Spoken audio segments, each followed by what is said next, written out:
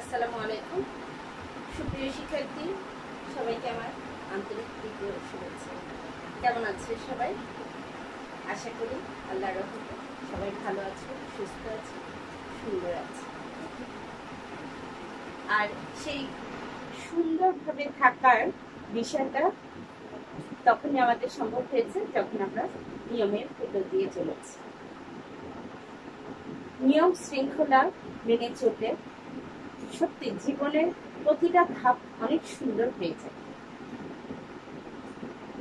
পুরো বিশ্ব যখন করোনাকে নিয়ে খুব সমস্যার মধ্যে আছে, তখনই কিন্তু দেখো একটা নিয়মের সেই চেইনের ভেতর দিয়ে, একটা সার্কেলের ভেতর দিয়ে আমরা অন্যভাবে নিজেকে অভ্যস্ত করে নিয়েছি।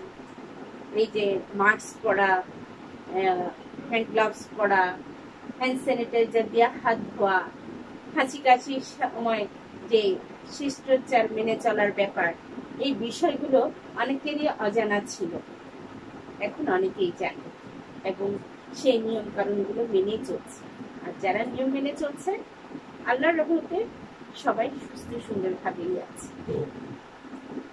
তাহলে আমরা আমাদের হয়তোবা আর বেশি দিন নেই, আমরা স্কুলমুখী হব। এটা আমাদের জন্য একটা শুভ সংবাদ। আমরা পড়ালেখার সাথে আরো ওতপ্রোতভাবে জড়িত হতে পারব। শিক্ষার্থীরা, তোমরা বাসায় বসে অনলাইন ক্লাসটাকে সফল করবে। যতক্ষণ পর্যন্ত আমরা স্কুল প্রাঙ্গণে একসাথে হতে না পারছি, ক্লাসরুমে একসাথে না হতে পারছি, ততক্ষণ পর্যন্ত আমরা অনলাইন ক্লাসগুলোকে গুরুত্ব সহকারে দেখব এবং পড়ালেখায় মনোনিবেশ করব। পড়ালেখা থেকে একদম দূরে সরে যাব না, কারণ ছাত্র জীবনটাই হচ্ছে জীবনকে গড়ার উত্তম সময়। এই সময়টা হেলায় ফেলায় আমরা নষ্ট করব না। তাহলে শিক্ষার্থীরা, আজকে আমি যে ক্লাসটা করাবো, এই ক্লাসটা হচ্ছে ষষ্ঠ শ্রেণী বাংলা দ্বিতীয় পত্র। আজকে আমরা যে আমাদের আলোচ্য বিষয় যেটা নিয়ে আমরা আলোচনা করতে যাচ্ছি, সেটা হচ্ছে ভাব সম্প্রসারণ। এর আগে আমি বেশ কয়েকটা ভাব সম্প্রসারণ নিয়ে তোমাদের ক্লাস করিয়েছি, তোমরা পুরোনো ক্লাসগুলো দেখলে সেখানে পাবে। আর তাছাড়া আজকে আমি আরো নতুন দুটো ভাব সম্প্রসারণ নিয়ে তোমাদের সাথে আলোচনা করব। তাহলে ভাব সম্প্রসারণ যে লেখার নিয়ম, সেই নিয়মগুলো কিন্তু আমি গত প্রত্যেকটা ক্লাসে বলেছি। আজকে সে বিষয়ে আমি আর বলছি না, সেদিকটাতে যাচ্ছি না। আমি সরাসরি ভাব সম্প্রসারণ দুটোতে যাব, সেগুলো নিয়ে আলোচনা করব এবং তোমাদের প্রত্যেকটা ওয়ার্ডে যেখানে বুঝতে সমস্যা হয়, কঠিন বলে মনে হয়, সেই শব্দগুলোর অর্থ নিয়ে আলোচনা করব, বাক্য নিয়ে আলোচনা করব। পুরো ভাব সম্প্রসারণটা আমরা দেখব। আর সেই কারণে আমাদের হাতের কাছে পাঠ্য বইটা রাখতে হবে, যেন আমরা বই দেখে আমাদের পড়াটাকে সহজভাবে বুঝিয়ে নিতে পারি। বুঝে নেওয়ার জন্যই পাঠ্য বইটা আমরা সামনে রাখবো, যেন আমাদের পড়াটা দুই একবার চোখ বুলালে নিজের আয়ত্তে চলে আসে। তাহলে শিক্ষার্থীরা, কথা না বাড়িয়ে আমরা আমাদের পাঠ্য বই নিয়ে বসি, পাঠ্য বইয়ের দিকে তাকাই। আর আমরা প্রথম যে ভাব সম্প্রসারণটা আলোচনা করব, সেটা হচ্ছে শিক্ষা জাতির মেরুদণ্ড। তাহলে আমাদের প্রথম ভাব সম্প্রসারণ হচ্ছে শিক্ষা জাতির মেরুদণ্ড। এসো আমরা বইয়ের দিকে তাকাই।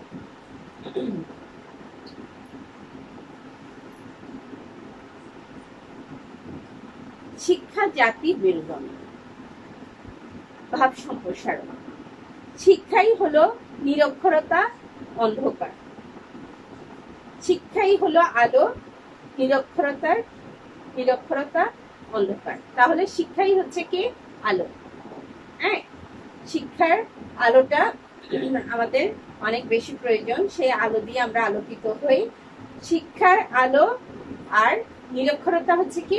অন্ধকার। অর্থাৎ যাদের শিক্ষা নেই, সেটা হচ্ছে অন্ধকারের জীবন। শিক্ষা মনুষ্যত্বের বিকাশ ঘটায়। তাহলে শিক্ষা যেহেতু মনুষ্যত্বের বিকাশ ঘটায়, সে কারণে শিক্ষা অনেক বেশি জরুরি। একটা মানুষের মানবিক দিকগুলো আমরা শিক্ষার ভেতর থেকেই পেয়ে যাই। সে কারণে বলেছে শিক্ষা মনুষ্যত্বের বিকাশ ঘটায়, মানুষের অন্তরের প্রতিভাকে জাগিয়ে তোলে। প্রত্যেক মানুষের ভেতর কিছু না কিছু সুপ্ত প্রতিভা রয়েছে। আর সেটাকে বিকাশ করে, কে করে না। তোমাদের মধ্যে অনেকে আছে তারা তাদের সুপ্ত প্রতিভাকে বিকাশ করতে ভয় পায়। সেটা যদি বিকাশ করতে পারো তাহলে তোমার জীবন কিন্তু আলোকিত হবে, সুন্দর হবে। শিক্ষাহীন মানুষ তার অন্ধের মধ্যে কোনো পার্থক্য নেই। তাহলে যে মানুষের শিক্ষা নাই তার সাথে অন্ধের সাথে কোনো পার্থক্য নেই। কারণ শিক্ষা যেহেতু মানুষকে আলোকের দিকে নিয়ে যায়, আর নিরক্ষর মানুষকে অন্ধকারে নিয়ে যায়। অন্ধকার থেকে তো মানুষ কিছু শিখতে পারে না। সেই কারণে কি বলছে, শিক্ষাহীন মানুষ আর অন্ধের মধ্যে কোনো পার্থক্য নেই। যে জাতি শিক্ষা থেকে বঞ্চিত সেই জাতি পঙ্গুত্ব নিয়ে বেঁচে আছে। তাহলে দেখো, যেই জাতি অর্থাৎ জাতিদের মধ্যে যাদের শিক্ষার হার কম তারা অনেকটা পঙ্গু, ঠিক আছে। তাদের একটা মানুষের যেমন শরীর সচল থাকলে সে দ্রুত গতিতে এগিয়ে যেতে পারে, ভালো কোনো কাজের সাথে যুক্ত হতে পারে, উন্নতির চরম শিখরে পৌঁছাতে পারে। কিন্তু যে পঙ্গু সে কিন্তু দ্রুত গতিতে দৌড়াতে পারে না। সেজন্য বলেছে শিক্ষাহীন মানুষ পঙ্গুত্ব বরণ করে আছে, তারা পঙ্গু জীবন যাপন করছে। জীবন ছাড়া শরীর মূল্যহীন, শিক্ষা ছাড়া জীবনের কোনো মূল্য নেই। তাহলে দেখো, জীবন ছাড়া শরীরের সে মৃত শরীর দিয়ে কি করবে, সে তো কিছু করতে পারবে না, তাহলে সেই শরীর মূল্যহীন। আবার সেই শরীর তখনই মূল্যবান হয়ে উঠবে যদি তার মধ্যে শিক্ষার আলো ছড়িয়ে পড়ে। নিরক্ষর জনগোষ্ঠী জাতির জন্য বোঝা স্বরূপ। তাহলে একটা জাতি, নিরক্ষর মানুষ, অন্ধ মানুষ, পঙ্গু মানুষ, তাদেরকে নিয়ে সামনের দিকে এগিয়ে যাওয়া তার জন্য খুবই কঠিন। সে কারণে বলছে নিরক্ষর জনগোষ্ঠী জাতির জন্য বোঝা। মাঝিবিহীন নৌকা চলতে পারে না, মেরুদণ্ডহীন মানুষও সোজা হয়ে দাঁড়াতে পারে না। মাঝি ছাড়া যেমন নৌকা চলতে পারে না, তুমি চিন্তা করে দেখো, একটা নৌকা আছে সেখানে মাঝি নেই, তাহলে নৌকা কি চলবে? চলবে না। ঠিক তেমনি একটা মানুষ আছে, তার পুরো শরীরও আছে কিন্তু তার মেরুদণ্ডটাই নেই, তাহলে সে দাঁড়াতে পারবে? কখনোই পারবে না। সে কারণে বলছে মাঝিহীন নৌকা আর মেরুদণ্ডহীন মানুষ একই রকম। যে দেশের লোক যত বেশি শিক্ষিত সে দেশ তত বেশি উন্নত। অর্থাৎ যে দেশের মানুষ অনেক বেশি শিক্ষিত, অনেক বেশি লেখাপড়া করেছে, অনেক বেশি জ্ঞানের সমাহার ঘটেছে তার ভিতর, সেই দেশ কিন্তু তত বেশি উন্নত। কেন উন্নত? সে তার শিক্ষা দিয়ে, শিক্ষা থেকে সে যা অর্জন করেছে, জ্ঞান বুদ্ধি সবকিছু খাটিয়ে, মেধা খাটিয়ে সে কিন্তু ভালো ভালো কাজের সমন্বয় ঘটায় এবং দেশের উন্নতি করে, সমৃদ্ধি বয়ে আনে। সেই কারণে আমরা বলতে পারি যে দেশের লোক যত বেশি শিক্ষিত সেই দেশ তত বেশি উন্নত। জাতীয় জীবনে উন্নতি ও প্রতিষ্ঠা নির্ভর করে শিক্ষার উপর। মানুষের পূর্ণ বিকাশের জন্য শিক্ষা প্রয়োজন। শিক্ষা শুধু ব্যক্তি জীবনের উন্নতি বয়ে আনে না, সমাজ, জাতি ও রাষ্ট্রীয় জীবনে সব রকম উন্নতি সাধন করে। পৃথিবীর প্রতিটি দেশ আজ নিরক্ষরতার বিরুদ্ধে যুদ্ধ ঘোষণা করেছে। যুদ্ধ ঘোষণা বলতে এখানে যদিও বলা হয় যুদ্ধ ঘোষণা, আসলে কিন্তু এখানে গুলি, বন্দুক এইসব কোনো কিছুর ব্যাপার নেই। এই যুদ্ধ ঘোষণা বলতে যেটা বোঝানো হয়েছে সেটা হচ্ছে শিক্ষার হার বাড়ানোর জন্য সবাই খুব বেশি তৎপর হয়ে গেছে। কত দ্রুত শিক্ষাকে বাড়ানো যায়, প্রসার ঘটানো যায় এবং মানুষকে শিক্ষিত করে তোলা যায়, জাতিকে সমৃদ্ধ করা যায়, সেটাকেই বলছে তারা যুদ্ধ করছে। অর্থাৎ তাদের যে সিদ্ধান্ত, সেই সিদ্ধান্ত অনুযায়ী সমাধান এবং তার প্রতিফলন ঘটানোর যে বিষয়টা, সেটার প্রতি তারা এত বেশি তৎপর হয়েছে। এই জন্য বলেছে কি পৃথিবীর প্রতিটি দেশ আজ নিরক্ষরতার বিরুদ্ধে যুদ্ধ ঘোষণা করেছে। উন্নতির একমাত্র চাবিকাঠি শিক্ষা। শিক্ষা ব্যক্তি জীবন ও জাতির ভবিষ্যৎ কল্যাণ বয়ে আনে। জাতিকে প্রকৃত শিক্ষায় শিক্ষিত করে গড়ে তোলা একান্ত জরুরি। তাহলে শিক্ষার্থীরা আমরা এই জিনিসটা 2-3 বার পড়ি, পড়ার পরে অর্থগুলো বোঝার চেষ্টা করি, এরপরে আমরা সেই যেই শব্দগুলো নিয়ে আমাদের সমস্যা সেগুলো আমরা খাতায় নোট করি এবং অর্থগুলো পাশে লিখি। তারপর আবার দুবার বিষয়টা পড়ি, দেখবে একদম সহজ হয়ে গেছে, তোমার আয়ত্তে চলে আসছে। তাহলে শিক্ষার্থীরা আমরা এবার পুরো ভাব সম্প্রসারণটা একবার করে দেখব। শিক্ষা জাতির মেরুদণ্ড। ভাব সম্প্রসারণ। শিক্ষাই আলো, নিরক্ষরতা অন্ধকার। শিক্ষা মনুষ্যত্বের বিকাশ ঘটায়, মানুষের অন্তরের প্রতিভাকে জাগিয়ে তোলে। শিক্ষাহীন মানুষ আর অন্ধের মধ্যে পার্থক্য নেই। যে জাতি শিক্ষা থেকে বঞ্চিত সে জাতি পঙ্গুত্ব নিয়ে বেঁচে থাকে। জীবন ছাড়া শরীর মূল্যহীন, শিক্ষা ছাড়া জীবনের কোনো মূল্য নেই। নিরক্ষর জনগোষ্ঠী জাতির জন্য বোঝা স্বরূপ। মাঝিবিহীন নৌকা চলতে পারে না, মেরুদণ্ডহীন মানুষও সোজা হয়ে দাঁড়াতে পারে না। তেমনি শিক্ষা ছাড়া কোনো জাতি সফল হয় না। যে দেশের লোক যত বেশি শিক্ষিত সেই দেশ তত বেশি উন্নত। জাতীয় জীবনে উন্নতি ও প্রতিষ্ঠা নির্ভর করে শিক্ষার উপর। মানুষের পূর্ণ বিকাশের জন্য শিক্ষা প্রয়োজন।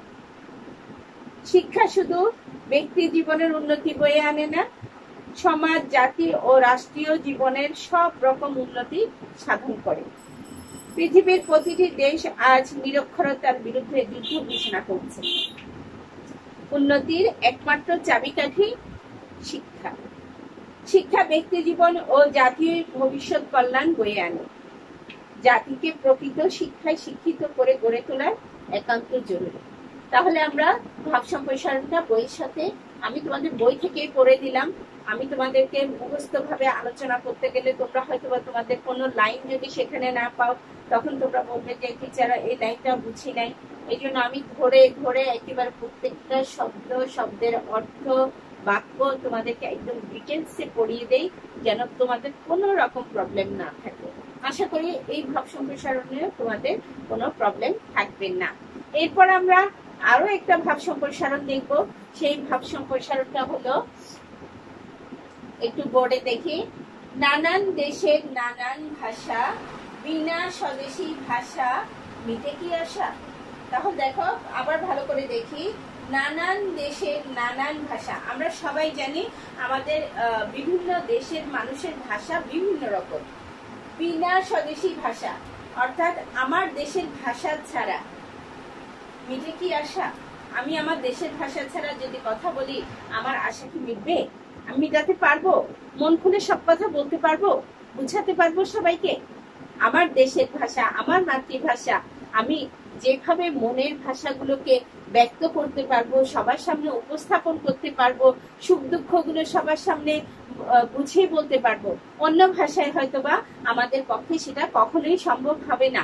সেই কারণে বলেছে নানান দেশের নানান ভাষা, বিনা স্বদেশী ভাষা মেটে কি আশা। তাহলে এই চরণটা থেকে আমরা যে বিষয়গুলো জানবো, আমরা ভাব সম্প্রসারণটা একটু ভালো করে বই দিকে লক্ষ্য করব।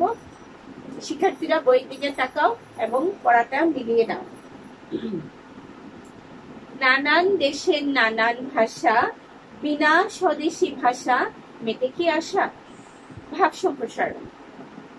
মাতৃভাষার চেয়ে মধুর ভাষা পৃথিবীতে আর নেই। তাহলে দেখো আমাদের মাতৃভাষা, আমাদের মায়ের মুখের ভাষা, মায়ের মুখের গুলি, এর চেয়ে মিষ্টি ভাষা আর কিছু হতে পারে না। মায়ের ভাষায় যত সহজে সাবলীল ভাবে মনের ভাব প্রকাশ করা যায় অন্য ভাষায় তা সম্ভব নয়। তুমি এখন অন্য ভাষায় একটু কথা বলে দেখো, তোমার মনের ভাবটা সেভাবে প্রকাশ করতে পারো কিনা। আর তুমি তোমার মায়ের ভাষায় বলে দেখো, কি চমৎকার ভাবে তুমি তোমার মায়ের ভাষায় তোমার মনের কথাটা বলতে পারো। প্রতিটি মানুষই মাতৃভাষায় কথা বলতে আনন্দ বোধ করে। স্বদেশী ভাষা ছাড়া অন্য ভাষায় কথা বলে মনের পিপাসা ততটা মেটে না। জীবনের প্রয়োজনে মানুষকে বিদেশি ভাষা শিখতে হয়। যেমন আমরা জানি আমরা বাংলা ভাষার পাশাপাশি দ্বিতীয় যে ভাষাটা চর্চা করি, আন্তর্জাতিক ভাষা ইংরেজি ভাষা, যেটা আমরা সব জায়গায় অ্যাপ্লাই করতে পারি, সব জায়গায় বলতে পারি, প্রয়োগ করতে পারি, সেটা হচ্ছে কি ইংলিশ ভাষা দ্বিতীয় ভাষা হিসেবে আমরা ব্যবহার করছি। আর শুরুতে আমরা যে ভাষাটা বলছি সেটা হচ্ছে আমাদের মাতৃভাষা, মায়ের ভাষা, সেটা হচ্ছে প্রথম ভাষা আমাদের জন্য। বিদেশি ভাষায় মনের সকল ভাব প্রকাশ করা অসম্ভব। মনের তৃষ্ণা মেটানোর জন্য তাকে বারবার মাতৃভাষার কাছে ফিরে আসতে হয়। মানুষ তার মাতৃভাষায় চিন্তা করে, স্বপ্ন দেখে। অন্য ভাষা যতই মর্যাদাশীল হোক না কেন, মাতৃভাষার সঙ্গে তার কিছুতেই তুলনা চলে না। বাংলা ভাষার শক্তিমান কবি মাইকেল মধুসূদন দত্ত প্রথম জীবনে ইংরেজি ভাষায় সাহিত্য চর্চা শুরু করেছিলেন। এখানে একজন কবির নাম বলেছেন মাইকেল মধুসূদন দত্ত, ঠিক আছে। আমরা অনেকে জানি উনি হচ্ছেন বাংলা কবিতায় সনেটের প্রবর্তক। উনি প্রথম সনেটটাকে সবার সামনে তুলে ধরেন। চতুষ্পদী কবিতা, সনেট বলতে আমরা যেটা বুঝি চতুষ্পদী কবিতা, সেই কবিতা সম্পর্কে লিখেন। এবং তিনি সেই কবিতা লিখতে গিয়ে এক সময় দেশের বাহিরে অন্য ভাষায় সাহিত্য চর্চা করার চেষ্টা করেছিলেন এবং সেখানে তিনি দেখলেন মাতৃভাষার মতো যেভাবে সবকিছু বুঝে বলা যায়, অন্য ভাষায় বলে উনি সেই তৃপ্তিটা পাচ্ছিলেন না। মনে হচ্ছে কোথায় যেন একটা ঘাটতি থেকে যাচ্ছে। মায়ের ভাষার প্রতি যে আলাদা ভালোবাসা, দেশের প্রতি আলাদা ভালোবাসা, দেশের ভাষার প্রতি আলাদা ভালোবাসা, সেই জিনিসটা তিনি প্রবাসী জীবনে অনেক বেশি বুঝতে পেরেছিলেন। ওনার ভেতরে সেই জিনিসটা অনেক বেশি কাজ করেছিল। তো সেই বিষয়টা সম্পর্কে তিনি সেজন্য বলেছিলেন। কিন্তু পরবর্তীকালে ভুল বুঝতে পেরে তিনি মাতৃভাষা বাংলায় সাহিত্য চর্চা শুরু করেন এবং খ্যাতি অর্জন করেন। যখন তিনি তার এই ভুলটা বুঝতে পারলেন, তখন থেকে তিনি ইংরেজ ভাষাকে ছেড়ে দিয়ে বাংলা ভাষায় সাহিত্য রচনা শুরু করে দিয়েছেন। তিনি যা বলতে চেয়েছিলেন মাতৃভাষাতেই তা বলতে পেরেছেন। এখন আরেকটা বিষয় দেখো, উনি যে কথাটা ইংরেজি ভাষা বলতে গিয়ে বলতে পারেননি বা বলে উনি তৃপ্তি পাননি, সেই কথাটা বাংলায় বলে উনি অনেক তৃপ্ত হয়েছেন এবং মাতৃভাষার প্রতি ওনার শ্রদ্ধা সম্মান অনেক বেশি বেড়ে যায়। আর মাতৃভাষার প্রতি তার একটা ভালোবাসার, একটা অনুরাগের জায়গা সৃষ্টি হয়ে যায়, অনুভূতির একটা জায়গা সৃষ্টি হয়ে যায়। মাতৃভাষাকে ভালোবাসা আমাদের সকলের দায়িত্ব, অন্যথায় আমরা আমাদের পরিচয় হারিয়ে ফেলবো। ভাষা ধ্বংস হলে একটি জাতি ধ্বংস হয়ে যায়। তাই বাঙালি জাতিকে টিকিয়ে রাখতে হলে মাতৃভাষা বাংলাকে আরো সমৃদ্ধ করতে হবে। তাহলে দেখো, একটা ভাষার সাথে, একটা দেশের সংস্কৃতির সাথে, সংস্কৃতির একটা বিশেষ অংশ জুড়ে আছে ভাষা। আর আমরা এটা সবাই খুব ভালো করে জানি, আমাদের মাতৃভাষা বাংলা ভাষা এবং মাতৃভাষা বাংলাকে আন্তর্জাতিকভাবে স্বীকৃতি দেওয়া হয়েছে। একমাত্র বাংলা ভাষার জন্যই মুখের গুলির জন্য যুদ্ধ করে, মুক্তিযুদ্ধ করেছিল। ভাষা আন্দোলন হয়েছিল কেন? ভাষার জন্য। আমরা আমার মায়ের ভাষাতে কথা বলতে চাই, এই কথাটার জন্যই যুদ্ধ হয়েছিল। ৭১-এর যুদ্ধটা মাতৃভাষাকে কেন্দ্র করে একটার পর একটা আন্দোলন হতে হতে সেদিকে গড়িয়ে গেছে। তাহলে দেখো এই মুখের ভাষার গুরুত্বটা কত বেশি, তাৎপর্যটা কত বেশি। তাহলে আমরা আমাদের মাতৃভাষাকে সম্মান করব, শ্রদ্ধা করব এবং সেই ভাষায় কথা বলার চেষ্টা করব, নিজেদের মনের ভাবটা সেই ভাষায় প্রকাশ করব। তাহলে আমাদের নতুন দেশাত্মবোধটাও কাজ করবে। শিক্ষার্থীরা, আশা করি তোমরা ভাব সম্প্রসারণটা বুঝে গেছো। এবার আমরা আরেকবার ভাব সম্প্রসারণটা পড়ব, পড়ে আমরা একেবারে সেটা আয়ত্ত করে নিব। ভাব সম্প্রসারণ। মাতৃভাষা চেয়ে মধুর ভাষা পৃথিবীতে আর নেই। মায়ের ভাষায় যত সহজে ও সাবলীল ভাবে মনের ভাব প্রকাশ করা যায়, অন্য ভাষায় তা সম্ভব নয়। প্রতিটি মানুষই মাতৃভাষায় কথা বলতে আনন্দ বোধ করে। স্বদেশী ভাষা ছাড়া অন্য ভাষায় কথা বলে মনের পিপাসা ততটা মেটে না। জীবনের প্রয়োজনে মানুষকে বিদেশি ভাষা শিখতে হয়, কিন্তু বিদেশি ভাষায় মনের সকল ভাব প্রকাশ করা অসম্ভব। মনের তৃষ্ণা মেটানোর জন্য তাকে বারবার মাতৃভাষার কাছে ফিরে আসতে হয়। মানুষ তার মাতৃভাষায় চিন্তা করে, স্বপ্ন দেখে। অন্য ভাষা যতই মর্যাদাশীল হোক না কেন, মাতৃভাষার সঙ্গে তার কিছুতেই তুলনা চলে না। বাংলা ভাষার শক্তিমান কবি মাইকেল মধুসূদন দত্ত প্রথম জীবনে ইংরেজি ভাষায় সাহিত্য চর্চা শুরু করেছিলেন। তিনি পরবর্তীকালে ভুল বুঝতে পেরে তিনি মাতৃভাষা বাংলায় সাহিত্য চর্চা শুরু করেন এবং খ্যাতি অর্জন করেন। তিনি যা বলতে চেয়েছিলেন মাতৃভাষাতেই তা বলতে পেরেছেন। মাতৃভাষাকে ভালোবাসা আমাদের সকলের দায়িত্ব, অন্যথায় আমরা আমাদের পরিচয় হারিয়ে ফেলবো। ভাষা ধ্বংস হলে একটি জাতি ধ্বংস হয়ে যায়। তাই বাঙালি জাতিকে টিকিয়ে রাখতে হলে মাতৃভাষা বাংলাকে আরো সমৃদ্ধ করতে হবে। শিক্ষার্থীরা, আশা করে তোমরা তোমাদের পড়াটা আয়ত্ত করতে পেরেছো। তোমরা বেশ কয়েকবার এটা পড়বে। আর তার আগে তোমাদের আমি আবারও বলে দিচ্ছি, তোমরা যে কাজটা করবে সেটা হচ্ছে তোমাদের পাঠ্য বইয়ের উপরেই দেখবে ভাব সম্প্রসারণ লেখার নিয়মটা দেওয়া আছে, এবং বিগত ক্লাসগুলো যদি তোমরা একটু লক্ষ্য করো তাহলে দেখতে পাবে সেখানে আমি আলোচনা করেছি ভাব সম্প্রসারণ লেখার নিয়মগুলো নিয়ে। সেই নিয়মগুলো তোমরা একবার দেখে নিয়ে তারপরে তোমরা ভাব সম্প্রসারণটা পড়বে, তাহলে তোমাদের জন্য আরো সুবিধা হবে। আর পাঠ্য বই তো আছেই, পাঠ্য বই দেখেও তোমরা পড়ে নিতে পারো। সেটা তোমাদের ভাব সম্প্রসারণ পড়ার এবং লেখার দুদিক থেকেই সহযোগিতা করবে। তাহলে শিক্ষার্থীরা, আজকে আমাদের ক্লাস এই পর্যন্ত। সবাই সুস্থ থাকো, সুন্দর থাকো, ভালো থাকো, এই প্রত্যাশায় আজকের ক্লাস আমি এখানে শেষ করছি। আল্লাহ হাফেজ।